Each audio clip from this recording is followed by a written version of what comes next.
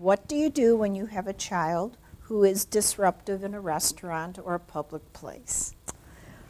Well, we don't put them in stocks, even though we might want to. And the worst thing is, let me just make this an even worse scenario. They're disruptive in a public place, but they're disruptive in the public place while you're having dinner with your in-laws. So everybody is criticizing you. Okay, let's go back to the idea of we're going to ask of our children what they can do. We often put our children in situations that isn't fair to put them in. The younger the child, the less they're able to manage. So if you go to a restaurant with your 3-year-old and are expecting them to sit through a 1-hour dinner, that might not be a good expectation, and you might be setting yourself up for failure. So the first thing you would want to do is try and make it a more successful experience, which is, you know, sort of a more family-friendly restaurant. I'm trying hard not to say fast food because that's not politically correct, but hey, fast food was designed for toddlers because they can walk around the restaurant, nobody cares.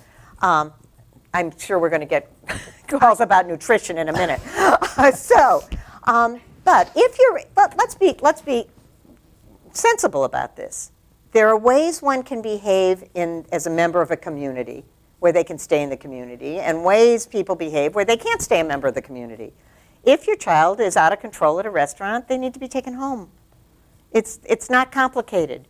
But I think what is a little more complicated is putting it in a context. So what you say to kids, you prepare them for what they're doing. You're saying, if you can't manage, we will need to go home.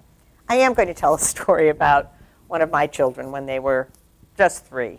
This is one of the hardest stories for me as a child therapist. So I take my 3-year-old to the grocery store. I have a full load of groceries. And you know how they have all the candy and gum right as you're going out. So he wanted something. I said no. Full-scale temper tantrum. And I'm sitting there with a full load of groceries, and a woman comes up to me and says, I want to see how the child therapist handles this. So besides wanting to shoot the woman and my son, and I thought that would not be good for my reputation or my son, I said, this is how she handles it. And I picked up my son, leaving a full thing of groceries, and walked out of the grocery store with him screaming the whole way.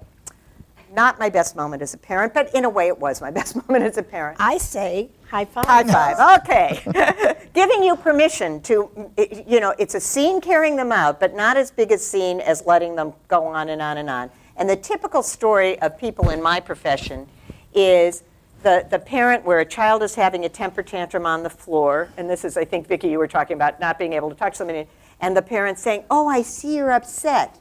That doesn't fly. The child can't hear you, and it's not appropriate.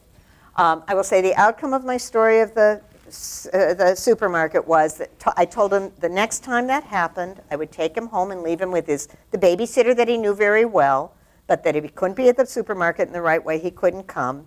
And indeed, I had to do that one time and leave him with his favorite babysitter. He was madder than, I don't know what the metaphor is, but he was really mad, and he never did it again. So it's meaning it, I think, is what I was